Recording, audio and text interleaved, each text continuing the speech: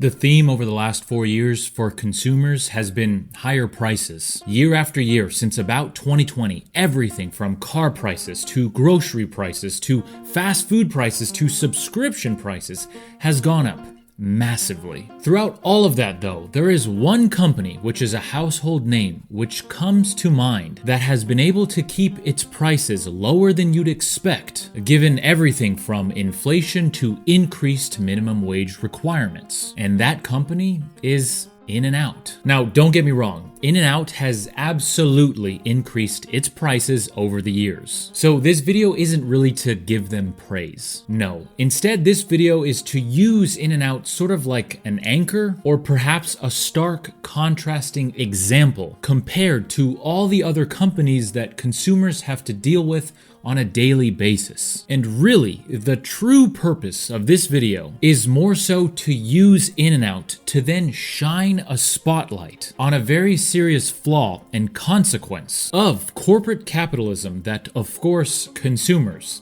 that means you and I, have to bear almost the entire brunt of. So in order to highlight this serious flaw in corporate capitalism, and in order to discuss how you can protect yourself against it, even if it's just a little bit, well, first, we must answer the question. How can In-N-Out keep its prices the same, or at least raise them at a much slower rate than everyone else when we've been told time and time again by corporate America that prices must rise because of inflation? Well, let's find out.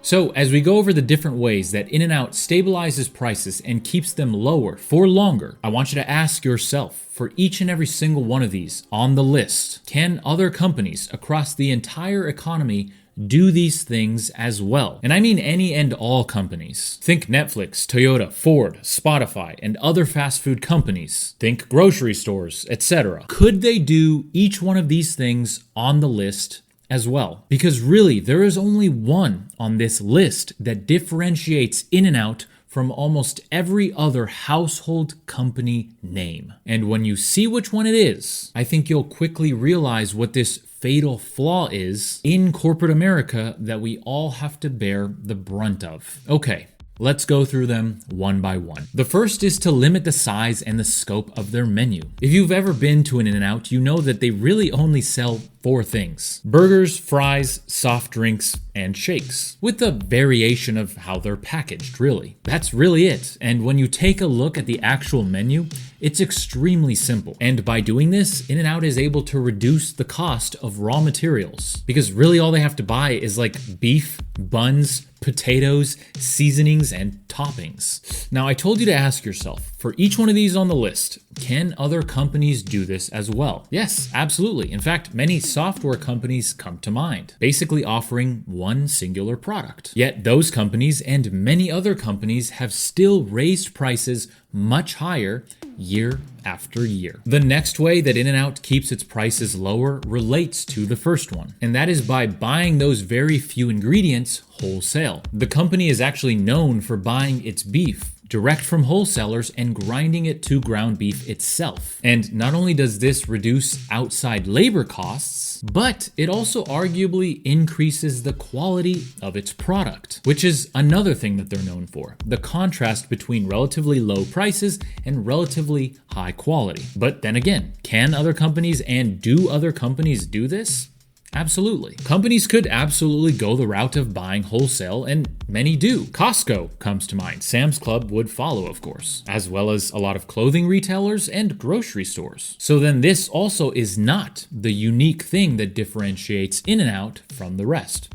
So let's keep looking. The next one is actually not related to food at all. It's real estate. In-N-Out is very picky as to where it puts its stores and how it acquires them. In-N-Out owns most of its stores as opposed to leasing them. This simple tactic alone, which is costly upfront, allows them to then save on rent costs. And it's estimated that they save anywhere from 6 to 10% on the total cost of operations simply by choosing to own locations, locking in a relatively fixed cost as opposed to renting, which is subject to the increasing cost of rent. It also chooses to open locations near major highways, which then in turn reduces delivery and transportation costs. But again, is this a tactic that makes In-N-Out shine in its price department? No. In fact, a lot of companies choose to own rather than rent. And one that comes to mind is actually a direct competitor, McDonald's. Famously described as not even a fast food company in the first place, but as a real estate company. Now, while that slightly might be a stretch, there is truth to the fact that McDonald's owns some of the most valuable pieces of real estate in the world. It also owns a majority of the buildings it uses, at about 70%. And it also uses location strategies, like performing traffic analysis, using census data, and studying walking patterns to identify good locations for new stores. Yet McDonald's has still increased its prices at a clip that outpaces In-N-Out, while arguably offering a lower quality product. So then this also is not the differentiating factor that we're after. Now, the next way that In-N-Out keeps its prices lower for longer is popularity. The current owner, Lindsay Snyder, who is the granddaughter of the founders, has stated that she's gone toe-to-toe with other high-level executives at meetings to keep prices lower. Now, whether that is true or not, I don't know. What I do know, though, is that she is well aware of the weird balance that her company strikes between oddly low prices and relatively high quality food. We can infer then that she probably knows that even if she makes less per burger sold when compared to other fast food restaurants, the company overall will still be massively profitable due to its customer loyalty. These customers knowing that they can come to In-N-Out for less than the other fast food restaurants, perhaps even across the street, and still get a high quality meal. High quality being relative to fast food, of course. But then again, can't other companies do the same? Absolutely they could. In fact, any company with a positive margin could theoretically lower prices and still make a profit. Think about that. So then this also isn't really the differentiating factor that we're after. No, it's not. But we're getting close. In fact, I think if we ask another question, we'll find what we're looking for. If any company with a positive margin could theoretically lower prices, or at least keep them the same for longer, why don't they?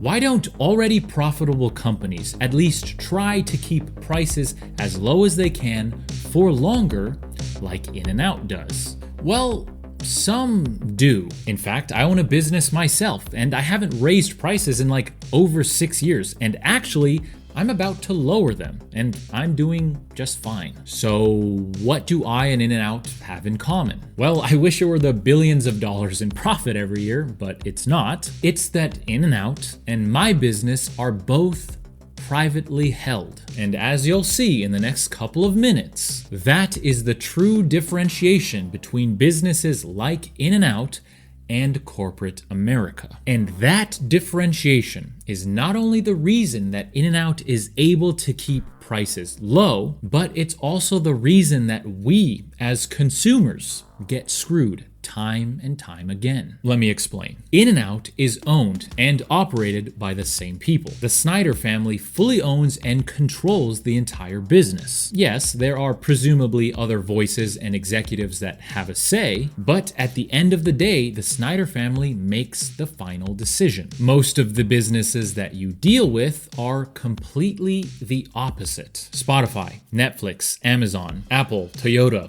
Costco, Best Buy, Target, etc., etc., etc. These are publicly traded companies. The people who own them don't necessarily control them. Stock shares represent ownership, but stockholders do not control the entirety of the company. No, instead, CEOs appointed by yet another player, the board of directors, control operations, along with other C-suite executives, like chief financial officers, like presidents, and like chief operating officers. And a lot of the time, C-suite compensation, that means the money that they get paid, is directly tied to short-term performance. And on top of that, stockholders, sometimes very large ones, like other companies and investment firms, or early stage investors, all want one thing: maximum profit. And on top of that, publicly traded companies have this thing known as a fiduciary duty to shareholders to do one thing: maximize shareholder wealth. And this is massively different from a company like In-N-Out. While of course the Snyder family wants to maximize profit as well, they don't have a board of directors to answer to, or shareholders and investors who want a return on their money. So while I'm very sure that In-N-Out still has the goal of making a profit, it doesn't become this endless cycle of needing to increase profits every single year, or even every single quarter, no matter what, and no matter who gets screwed in the process, like it does with a lot of publicly traded companies. So that begs the question: what happens to consumers when most of the companies we purchase from have shareholders who want a higher stock price and have C-suite level executives who are expected to push the stock price higher and are compensated and punished based on short-term results? What happens to the consumer? Well, we get screwed and we get tested. The question doesn't become, how do we create long-term profitability and a healthy company? No, the question becomes, how much of a price increase are consumers able to withstand before they stop buying our product? Also, the company's stock price can move higher in the short term, so investors are happy and C-suites get their bonuses. And unfortunately, this probably happens with most of the publicly traded companies whose products range from the most basic and essential, like food, to the most complex, like computers. And on top of that, this corporate capitalist way of thinking doesn't just screw consumers when purchasing, but it also screws us when we're getting paid. Because most consumers are also employees, employed most likely by a publicly traded company. And these companies not only want to increase their margin and their stock value with higher product prices, but also with lower costs. And guess what? Employee wages are one of those such costs. And that is why wages, especially recently, have been severely outpaced by inflation.